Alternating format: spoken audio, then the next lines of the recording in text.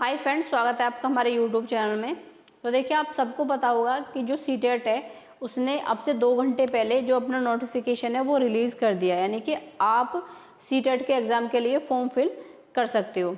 तो इसका जो नोटिफिकेशन है, हालांकि लास्ट ईयर से थोड़ा सा डिले है दिसंबर वाला, और इसका जो फॉर्म फिलअप करने की जो डेट है वो है 3 तारीख, यानी आज से ही आप इसके जो फॉर्म है वो फिल करने स्टार्ट कर सकते हो।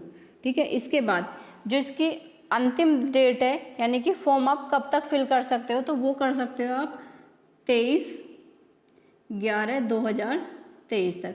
तो देखिए, ये ऑनलाइन फॉर्म फिल करने की भी लास्ट डेट है और आपका जो पेमेंट है वो फिल करने की भी लास्ट डेट है। इसके बाद देखिए, बिहार में जो शिक्षक भर्ती आई है, बिहार में सेकंड फेज की शिक्षक भर्ती आई है। फर्स्ट फेज की इससे पहले हो गई थी, तो उसमें करीबन 31,000 के समथिंग है, शायद 31,000 के समथिंग पद हैं, वो है माध्यमिक के, जिसमें जिन्होंने बीएड कर रखा है वो भी अप्लाई कर सकते हैं और जिन्होंने बीटीसी या डीएलएड कर रखा है वो भी अप्लाई कर सकते हैं। लेकिन उनके पास जो पेपर 2 है, जो सीटेट का पेपर 2 है ना, वो क्वालिफाई होना चाहिए। ठीक है, तो सीटेट पेपर 2 क्वालिफाई होना चाहिए, आप तभी फॉर्म फिल कर सकते हो। अब देखना ये है कि वो अपेयरिंग वालों को मौका देते हैं या फिर नहीं। लास्ट मतलब इससे पहले जो बीपीएससी की जो भर्ती हुई थी उसमें तो उन्होंने अपेयरिंग वालों को मौका दिया था, लेकिन जो अदर स्टेट के थे, मानो कोई ओबीसी का है, ठीक है, जो अपने राज्य में वो ओबीसी में आते हैं और उनके मार्क्स हैं 82, ठीक है, 82 मार्क्स हैं उनके, तो वो अपने स्टेट में तो सीटेट में क्वालिफाई है। लेकिन बीपीएससी में उन्होंने, जो बिहार वाले हैं, उन्होंने जो मार्क्स मांगे वो है मांगे 90, यानी जनरल के अकॉर्डिंग। तो जनरल के अकॉर्डिंग उन्होंने 90 मार्क्स मांगने हैं, उन्हीं बच्चों को ले रहे हैं वो जिनके मतलब 90 मार्क्स हैं, जो अदर स्टेट वाले हैं, क्योंकि वो वहाँ पे जनरल में काउंट हो रहे हैं। तो आपको इस बात का ध्यान रखना है कि आप चाहें अपने राज्य में किसी भी कैटेगरी में आ रहे हो, लेकिन आपको जनरल के अकॉर्डिंग अपने मार्क्स लेकर आने हैं। ठीक है, बाकी देखना है कि ये मौका देते हैं या फिर नहीं अपेयरिंग वालों को। मेरे अकॉर्डिंग तो ये देंगे, 99% ये देंगे मौका, जो सीटेट वाले हैं, अपेयरिंग वाले हैं उनको, क्योंकि जो पिछली बार देखा जाए तो पिछली बार के ही हिसाब से बता रहे हैं कि जो इस बार भी ये मौका 100% नहीं तो 99% ये देंगे मौका। ठीक है, इसके बाद नेगेटिव मार्किंग है या नहीं इसमें, तो सीटेट में जो है कोई नेगेटिव मार्किंग नहीं है। ठीक है, तो आपको पूरे 150 क्वेश्चन अटेम्प्ट करके आने हैं, इसमें कोई नेगेटिव मार्किंग नहीं है। लेकिन आपको अपना जो टाइम मैनेजमेंट है उसका थोड़ा सा ध्यान रखना है, क्योंकि बहुत बार ये देखा गया है कि जो बच्चे हैं उनके क्वेश्चन छूट जाते हैं टाइम कम होने की वजह से, क्योंकि जो सीटेट में क्वेश्चन पूछे जाते हैं ना वो थोड़े लॉन्ग होते हैं, उनकी जो भाषा है थोड़ी ज़्यादा लिखी हुई होती है, तो इस वजह से उनके पास थोड़ा टाइम कम पड़ता है। और इसमें जो 150 क्वेश्चन पूछे जाते हैं और 150 ही नंबर के होते हैं। ठीक है, और 2.5 घंटे का आपको टाइम मिलता है इन 150 क्वेश्चन को करने के लिए। और इसमें 5 पोर्शन होते हैं, ठीक है, जिसमें सीडीपी होती है, हिंदी होती है और इंग्लिश होती है।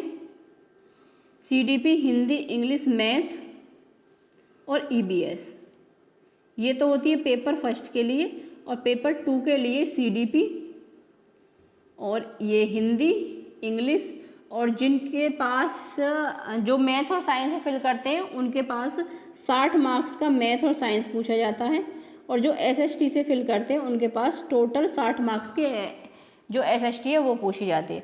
बस इसमें थोड़े से पेडागोजी के क्वेश्चन पूछे जाते हैं, जैसे कि साइंस है, साइंस में 30 क्वेश्चन पूछे जाते हैं, तो 30 में से 10 मार्क्स जो होते हैं वो पेडागोजी के होते हैं, और जो बाकी के 20 मार्क्स बचे, 20 मार्क्स जो होते हैं वो कंटेंट के होते हैं। ठीक है, तो ऐसे ही एसएसटी में पूछा जाता है कंटेंट प्लस पेडागोजी। तो ये इसका जो एग्ज़ाम पैटर्न है वो, बाकी ये सारे पोर्शन जो जैसे सीडीपी है 30 मार्क्स की पूछी जाती है, हिंदी 30 मार्क्स की, इंग्लिश 30 मार्क्स की।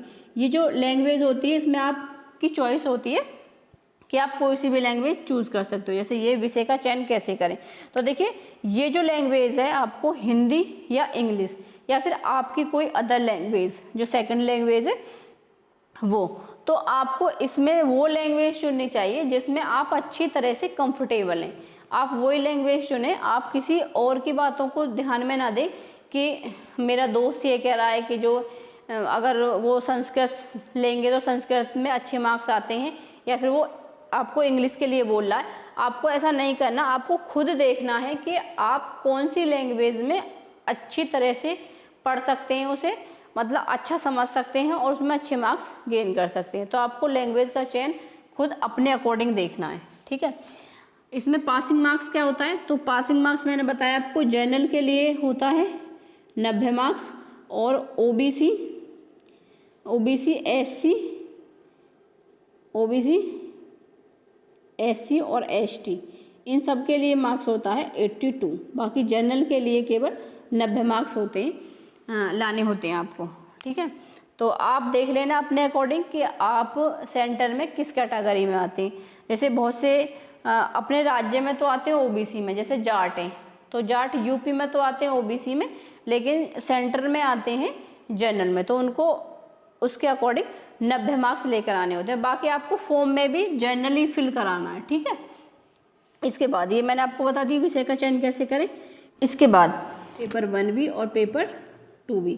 देखिए बीटीसी वाले जो हैं वो पेपर 2, बीटीसी वाले हालांकि पेपर 1 के लिए हैं, लेकिन पेपर 2 यहाँ पे बिहार में जो चाहिए आपको पेपर 2 चाहिए, और बाई चांस तो आपको ये फिल करना ही पड़ेगा। अगर आप बिहार की भर्ती जो है उसको फॉर्म फिल करना चाहते हो तो आपको इसमें पेपर 2 क्वालिफाई होना चाहिए, तो दोनों फॉर्म फिल करना आप, पेपर 1B और पेपर 2B।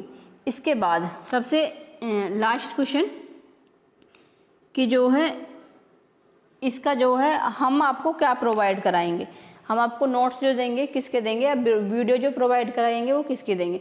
तो देखिए हम आपको अपने चैनल पर साइंस की वीडियो प्रोवाइड कराएंगे, साइंस का कंटेंट प्लस जो उसके प्रीवियस पेपर हैं वो उनका सॉल्यूशन, ठीक है।